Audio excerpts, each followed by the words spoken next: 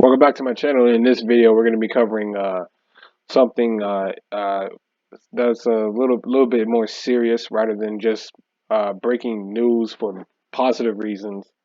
Um, Former first round NBA draft pick is sentenced to 10 years in prison for a $4 million healthcare fraud. This is by the Associated Press, Larry Neumeister. I think that's his name. I apologize if I get his name wrong, but um, New York Associated Press, a federal judge sentenced a former first round NBA draft pick to 10 years in prison Thursday, saying he used his people skills to entice others to aid his $5 million health care fraud after he frittered away substantial earnings from his professional career.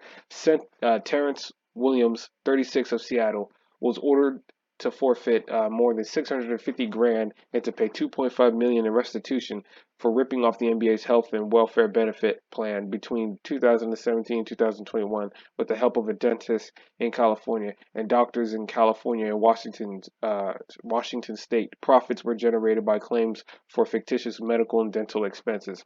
Prosecutors said fraudulent invoices created by the medical professionals were processed by other people whom Williams recruited to defraud the plan, which provides health benefits to eligible and active and former NBA players and their families.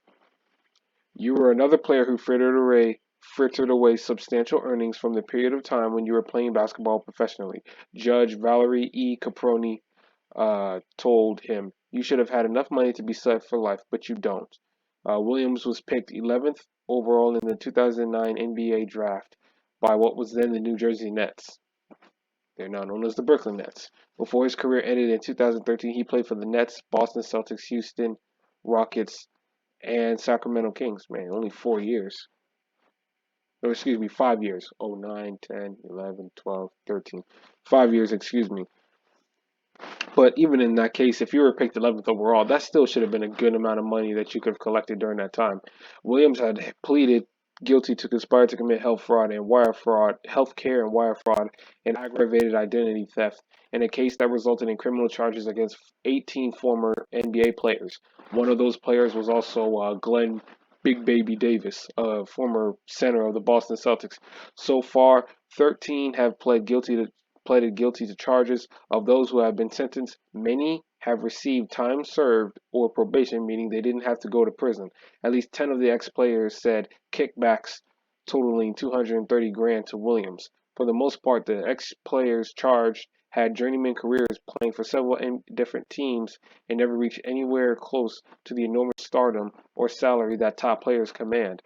Still, the 18 players made a combined $343 million during their on-court NBA careers, not counting outside income, endorsements, or what any may have made playing overseas.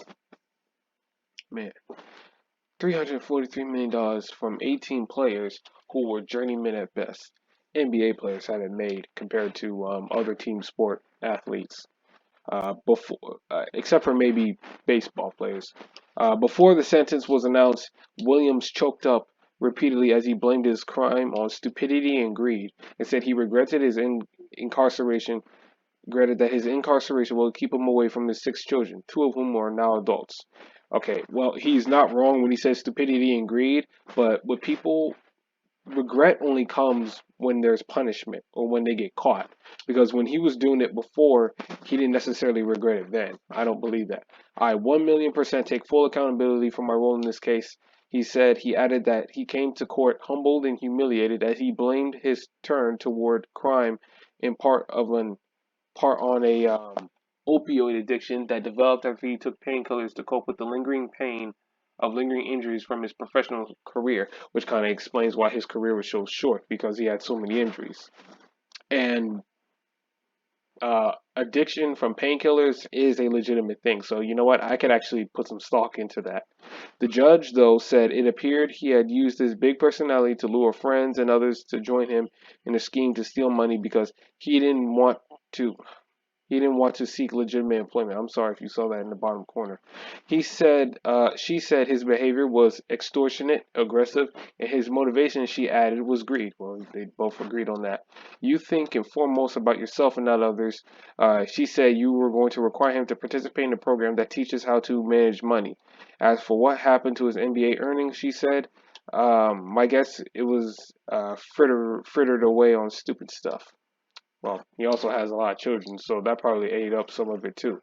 U.S. Attorney Damian Williams said the defendant, who played for Louisville in college, recruited medical professionals and others to carry out a criminal conspiracy and maximize illegal